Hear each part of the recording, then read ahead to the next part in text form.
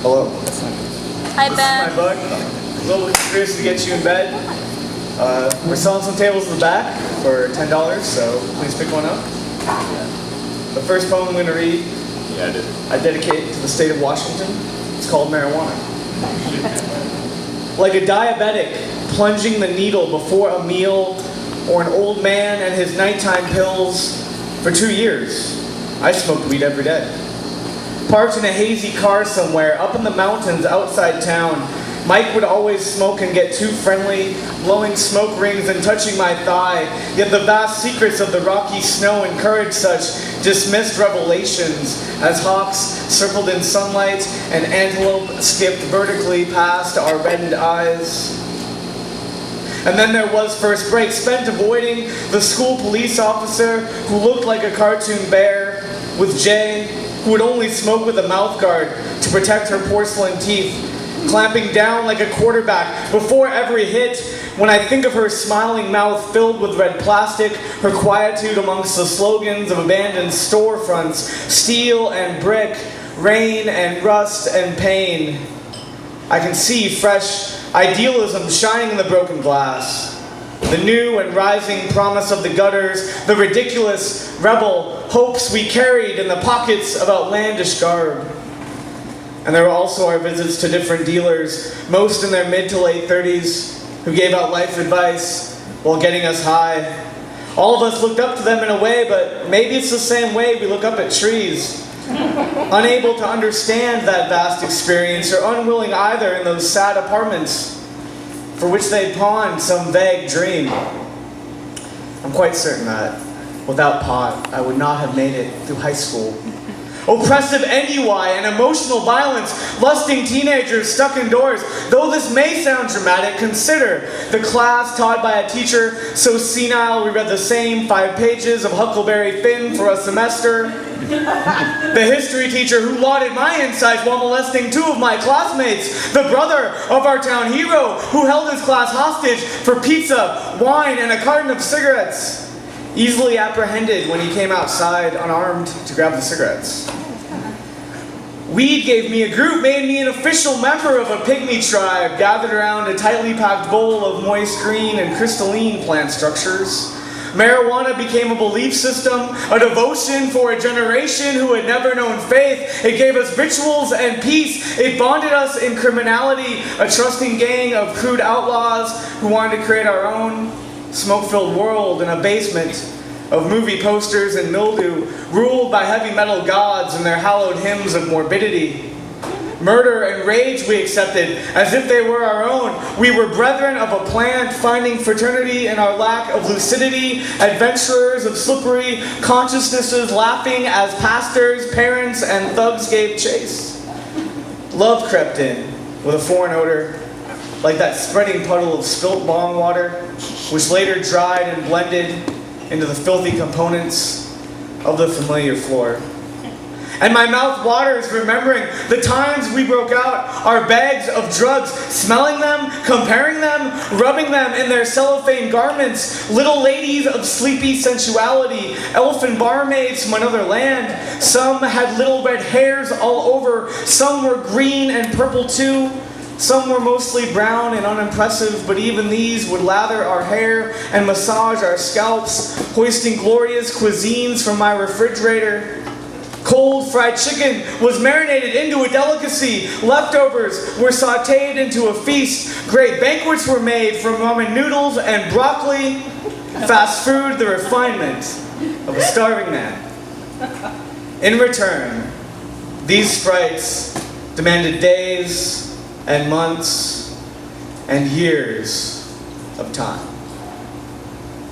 An amount we did not think twice about paying in the anxious boredoms of our youth.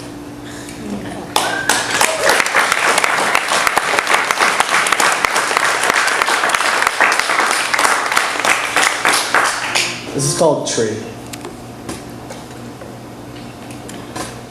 The tree, so kingly, holds court in the park. Acorns dance, spinning their exposed green bottoms. Delegations of squirrels bring in gifts. The saplings along the walkway offer jests, and drunken teenage ambassadors with orange hair and pierced nipples sleep under its boughs. The tree, so priestly, these roots, long flowing robes, these branches point long rheumatic fingers, birds perch on heavenly pews, the light is filtered by stained glass windows of green. This is a cathedral of gnarled gargoyles swaying in the sun. My tree, so heavy, despite the shedding of my dreams, what seed springs Mona Lisas and dictators? For my bark has the texture of abuse. Twigs sag with slaps, leaves eaten by words, longing for transubstantiation. I want to be something useful. A door or a table, a rifle or a book.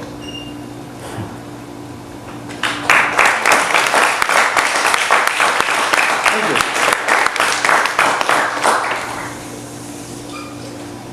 This is called The Queen. And I dedicate to my wife, who's my queen. I love you. Tangled in her robes, behold the maiden at night. Black hair flows rivers on pillows, heart leaps out of her mouth like a toad to pursue a fly in the swampy marshes of dreams. We miss her here, so far from that enchanted tower. When she paraded through our town square with the purple banner of a monarch, we believed everyone had a queen such as she. But how wrong we were. That day, resting on an ivory steed, bespeckled with dark stars, retort to evening skies, her eyes captured us all, with an arcane power only hinted at in lore. I still remember moments like alms distributed for every soul. When she would speak to the water, in response it would flow according to her wishes. The plants she touched would grow to be 9 feet tall. She cured our diseases with gaiety. She brought back our crops with moments that rewired the universe into a new kind of sense. In our own wretched way, we came to expect this. Our comfort banished her, our mystical familiarity abominable. Men would start fights with bears because they thought they were protected. Women would stab themselves in the heart just to make the journey back. The queen offered no protection against death, the natural forces of time. Her magic was extraordinary, but with people, the special becomes commonplace, the rare just an occurrence. We long to make the holy convenient for our needs. And so we hounded her to be our miracle and our muse, until she could offer nothing but disappointments to the grand occasions of our imaginations. Dismissing her as a sham, we waited for the next queen to arrive. But none other came, yet some have set up shop. Magicians offering tiny entertainments. Jesters with quick jabs, they would replace a feast with junk food. They would run an empire on chocolate cake. Oh, how we miss our queen. We imagine her laughter in the tower, and her tears, yes, we remember those too. There was such an honesty that was in that pain. It was like God looking straight through a mask at you.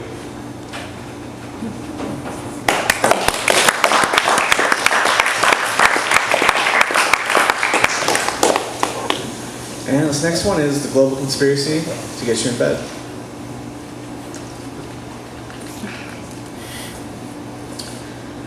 At the entrance to the bar, a sign reads, "We are an equal opportunity exploiter." Opening the door, the patrons leer at you.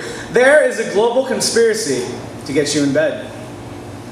Discussed by the Nazis and their Illuminati cohorts, sitting at the booth behind you as you sit on a stool and order a rum and coke. Advertising executives control the rise and fall of headlines, but they are powerless when confronted with your well-displayed back. The men who killed Kennedy consider offering you a drink. They like your red dress, your dark hair and eyes. Chinese assassins sit with Pentagon scientists who have seen supernovas up close after traveling light years in a gray metal box. Yet one astronaut says, "This bursting star can never compare with your ass." Another says your neck is a nebula of tears. A few seats away, former KGB agents talk to African shamans. They look upon you as international intrigue, as an incident that needs to be covered up in their blankets, naked only for their eyes to see. A once jailed Cuban poet sits with a group of memoirists, saying how much you remind him of a girl he once knew in a forced labor camp, but the memoirists aren't paying any attention to him or you neither. They only want to talk about their books. Philosophers sit with the bankers who run countries from dark rooms where they watch the puppets on TV. They stare at your legs from where they have sat for decades, greeting each new administration from the same worn-out chairs.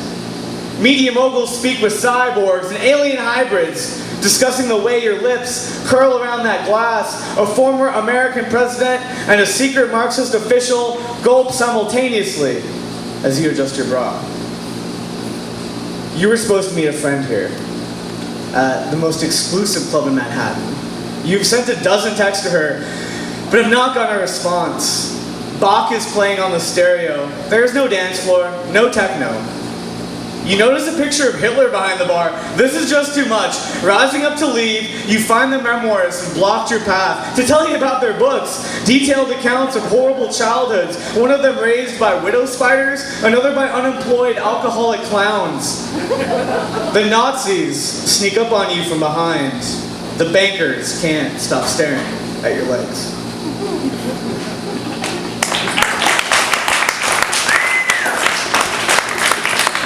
Thank you.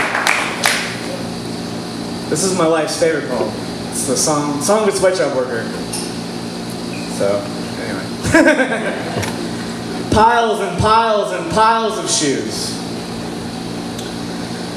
They've rescued me from the fields. They've thrown money in my face. I've stuffed it in my bag and walked 5 miles home. Now, I've heard Americans love watching movies in my shoes. Americans love eating dinner in my shoes. Americans love shooting off fireworks in my shoes. Americans love committing crimes in my shoes. Americans love protesting injustice in my shoes. Americans love praying to God in my shoes. Americans love forgetting me in my shoes. Where is my mother? I no longer remember my village. It might be on the other side of the sun. I am not allowed breaks, not even for the bathroom. I have seen girls piss themselves on the knitting room floor. And Paolo, how can he love me when all that was woman has drained on the roads? Now he lays disinterested on the mattress. All day and all night he stares at the walls, for there is no work, at least not for him. He wants to fix cars. I'm not sure he ever will. And I work when I'm sick. I throw logos in nausea. My hair gives birth to mosquitoes that infect the countryside. My shoes fall apart in a room filled with new sneakers. I look at the piles, then at my foot. A red blister with toes and hair coming out of it. It speaks to those shoes in an obsequious plea. It wants them to walk over and wrap themselves like puppies, to cuddle and snuggle and nurse this wound. Parts have turned purple, parts are bleeding, parts fester in the sweaty crevices between toes. And as I construct these shoes, ready to be shipped out for consumption, I wonder if Americans could walk a centimeter in my shoes.